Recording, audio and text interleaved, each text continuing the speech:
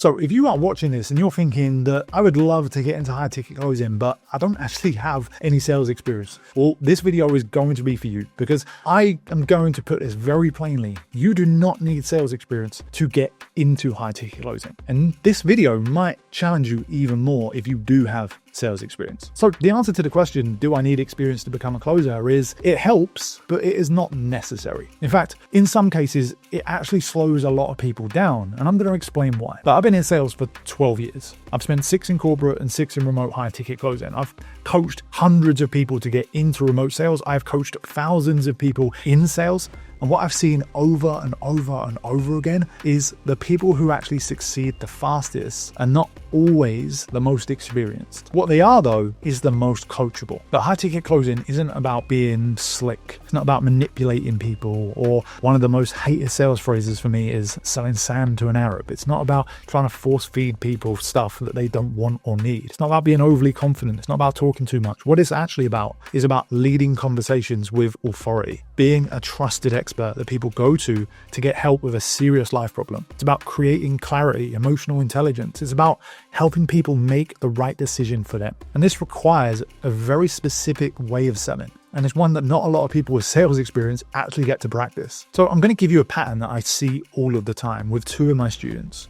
So I'm going to compare Joe and Ethan, who both hit about 20K a month as a closer in a very similar time frame. So if we take Joe, he's been in sales for 4 years. He worked in door-to-door. He even won awards of how good he was in sales. And then we take Ethan, who had never worked in sales. He come from a PT background. He didn't have a lot of confidence. He didn't have any special buzzwords or special ways to do things. Now, at first, Joe did a lot better because he had some experience to draw into. Yes, we had to root out a few bad habits, but he started really strong. But it didn't mean he was ready to roll into closing in the first week, because at times he was talking a bit too much. He was reverting back to his old habits. He was very pitch heavy. So we still had a lot of work to do there. But then when you look at Ethan, now Ethan came into this starting at 0. So what he done was he listened carefully. He took the advice on board. He actually asked for feedback. He followed the frameworks that we set him. And after a couple of months, he really started to get it. Now, when both of them rolled into closing, they come out of training and started to closing, Joe did a bit better at the start. He was able to attract a better offer. And because of his work rate and his coachability, he started to do really well on those offers in a short amount of time. But there is always this ceiling that people hit when they first get into closing. When you realize the level of skill you need to become highly skilled in it is a level above what you ever thought was possible. Then Joe put himself on a path of continued self-improvement. He continued to put the additional work in, reviewing his calls, doing everything that you should do if you have big goals in this space. But then looking at Ethan and his trajectory, he done the exact same thing. Both of these people stayed coachable, stayed open-minded to taking on additional training, not seeing themselves in the position they were, even though it was better than their day job, as the end, but only the beginning. And this is why each of them went on to do over 20K a month. But look, let's be fair. Having experience does come with advantages. If you've sold before, then you're going to likely have better communication skills. You're going to be more aware of objections and how to handle them. You're going to be more comfortable speaking to strangers. You're going to have a better recognition of patterns. And they really help. They really shorten the learning curve, but only if you're willing to learn. That is the key. And also it comes with cons though.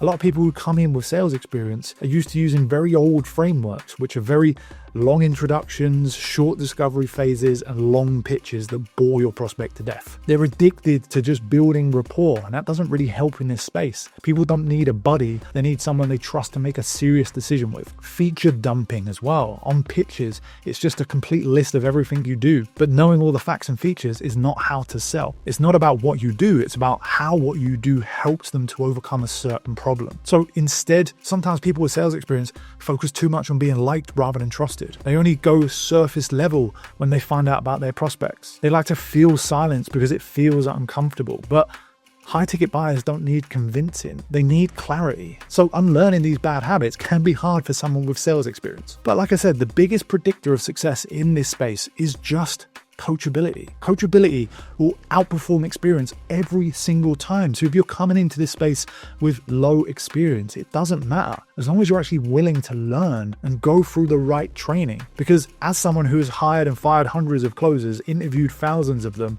the thing I focus more on is someone's training and their coachability rather than their experience. And what this also comes down to is confidence. A lot of beginners think I'm not really confident yet, but confidence has to be borrowed at the start because it's a paradox. You need the results to get the confidence, but you need the confidence to get the results. So at some point, you have to have self-belief. And what that's going to come from is structure, repetition, preparation, not personality. So an extreme example, let's say you've done 1,000 mock calls and someone asked you, are you ready to take a high ticket closing call? You're going to be so bored of that process, it's not even going to phase you. But if I ask someone to take a high ticket closing call who's only done 10 mock calls, they're going to completely cack themselves. So you don't need to feel more confident, you just need to feel more prepared. That's all it comes down to. High ticket closing isn't for everyone. It's not for the people who hate feedback, who want shortcuts, who protect their ego, who avoid discomfort. But if you are coming into this space, you're willing to learn, you're willing to practice, you're willing to find the right person to teach you, be coachable with them, apply their feedback, then trust me, this is going to be such an amazing space for you to get into. So I hope that this video has helped you to breathe a little bit easier if you want to get into closing without experience. But I also want it to open your eyes to what it requires to make it in this space, experience or no. I've seen the best closers come through with no sales experience because they were so willing to learn. I've also seen so many people with corporate sales experience fold because they're not willing to up their skills. They're not willing to actually stay coachable. So if you still want to learn more about high ticket closing, then stay tuned. We've got plenty more videos on the way. And if you have any questions, just hit me up on Instagram at Mr. Connor Williams, and I'll be happy to go through some there. Catch you in the next one.